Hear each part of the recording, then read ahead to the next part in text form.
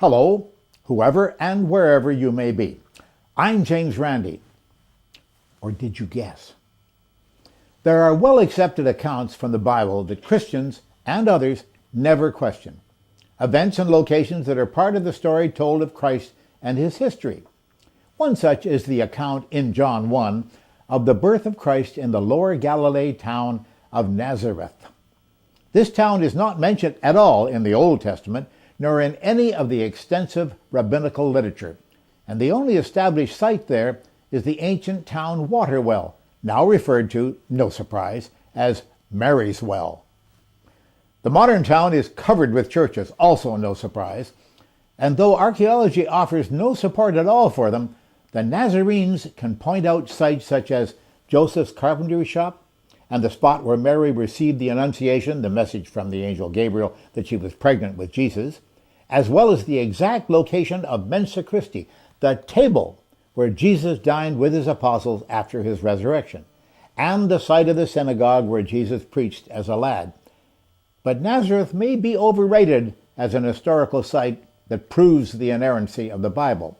Author René Salm has written The Myth of Nazareth, the Invented Town of Jesus, a book that effectively demonstrates the controversial archaeology of the town where the Bible has Jesus Christ being born. Of course, the religious faction has reacted furiously to the book, specifically in the Bulletin of the Anglo-Israeli Archaeological Society, BAIAS, which devotes some 47 pages to 5 angry rebuttals. There is, we are told, an ambitious commercial enterprise presently under construction in Nazareth to rescue the facts about Jesus' hometown. It's a resort known as Nazareth Village. It is designed to eventually contain streets and several dozen stone houses inhabited by actors and storytellers in authentic garb, who will illuminate the life and teachings of Jesus, a notion perhaps inspired by the phenomenal success of Disneyland, where Tinkerbell and Mickey Mouse are seen flitting and strolling about, also in authentic garb. As of 10 years ago, an international consortium of Christian groups called the Miracle of Nazareth International Foundation had raised some $60 million for the project, with contributors in the U.S. such as former President Jimmy Carter, Pat Boone, and Reverend Reggie White, formerly a Green Bay Packer football star. Scholars associated with the Nazareth Village Project, Stephen Phan, Yehuda Rapuano, and Ross Voss, none of them archaeologists, now say that evidence has been discovered there for a town that existed at the time of Jesus, a settlement before the First Jewish War that took place in 70 CE. This evidence was simply lying on the open surface of the site, they say. This claim, author Salm shows, is bogus, and it results from misdating, mislabeling, misinterpreting, and from pure invention. These artifacts and facts were somehow missed by the previous crowds of professional archaeologists who have been digging on that site for the last century. The Nazareth Village Resort lies on a 15-acre plot of land called the Nazareth Village Farm, the NVF. The scholars under discussion surveyed the farm, dug on it, and published a lengthy report in the 2007 issue of the BAIAS Journal. There is little difficulty to show that their evidence for a town there, 11 small pieces of pottery shards, actually dates as late as the 2nd century CE, and Salm's research shows that the rest of the material from the Nazareth site dates well after the time of Jesus Christ.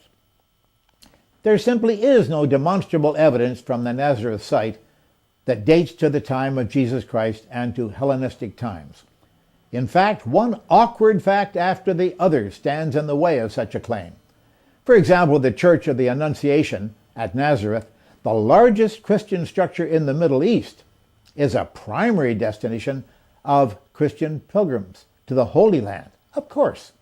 It is there that the faithful believe Mary received the Annunciation from the Archangel Gabriel at her home, but the existence of a number of tombs directly under the structure, firmly established by archaeologists, is just impossible, since, for the faithful, tombs have no place under such a structure. According to Jewish religious law, Jews cannot live in the vicinity of tombs, which are a prime source of ritual impurity. So the ancient commentary on Jewish law mandates that tombs must be located outside of the village proper. Thus, tombs under the house of Mary are denied by the tradition. These post-Iron Age tombs are also post-Jesus, Middle Roman and later, and the wealth of pottery found in them is also later. Consider continuing pilgrimage to Nazareth, which fortifies the convictions of the true believer while supporting the community financially, depends on the sanctity and the reputation of the site. As author Psalm points out, perhaps the entire Jesus story depends on it too. He also tells us not to be too surprised if remarkable finds at Nazareth conveniently appear in the next few years, finds that substantiate a settlement there at the time of Christ. To fit the demands of the Christian tradition, the upcoming material will have to be early and non-funereal. And just recently, as if Psalm himself had prophetic powers, the NVF now reports that a cache of Hellenistic and early Roman coins has recently been found at Mary's Well, at the northern end of the Nazareth Basin. But strangely, nothing even remotely similar had ever been found there before in the entire century of professional digging about. A cache of Hellenistic and early Roman coins, a bonanza for any archaeologist, is exactly the sort of evidence which the believers need in order to decide the matter in their favor. But the earliest coin found there dates to about 350 CE. In fact, a 2006 report from the Israeli Antiquities Authority, signed by the archaeologists who dug at the Mary's Well site, mentions no early coins at all, when coins found in wells are very frequent discoveries. The only datable coins she found there were from the 14th and 15th centuries after Jesus. The facts are that no demonstrable evidence dating either to the time of Jesus or to earlier Hellenistic times has been found at Nazareth. It is a late Roman Byzantine village, not a mythical settlement at the turn of the era. As author Psalm says, that question has already been answered, and answered convincingly. Here we have a parallel with the situation re-evidence for the parapsychological miracles.